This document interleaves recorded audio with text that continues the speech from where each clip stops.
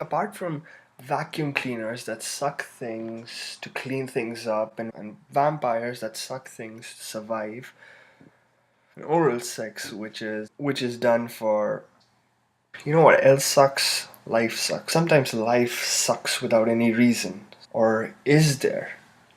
We all know that life is this perpetual cycle of sucking, and you just get completely lost in it. There's nothing that can actually prepare you for it.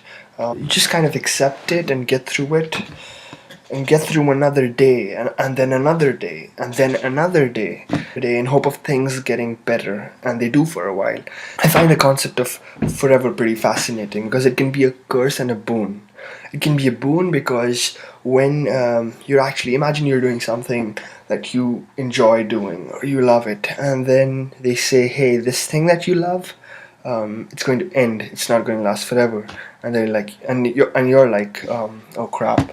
But when you're doing something that you don't particularly enjoy, and you never see the end of things, it can be a blessing because they say that, hey, this thing that you're going through, don't worry, it's not going to last forever. It's going to end someday. And you're like, wow, so this thing that I'm going through right now is temporary and it's going to end someday. I'm going to deal with this like a boss. See how powerful perspective can be sometimes. I just had this long, tiring, suckish week, and there are more weeks in store for me. They're coming. Heaven is going to open up its poopy jar and it's going to throw a lot of shit upon me. Somehow you get through it. This is how I look at things these days. If something in your life sucks, then you probably have to loosen up. You have to detach yourself from the situation. Take a step back, because it's so easy to get sucked into that situation right now. So just detach yourself from that situation, take a step back, then look at it Dexter style. You may be wondering, why am I so stressed right now? Maybe because that thing is connected to this situation, and probably this situation is connected to that, and so you kind of investigate the entire scenario. And then once you find that, you need to do everything in your power to solve that problem. If things suck right now, there's probably a lesson that you haven't learned from that situation.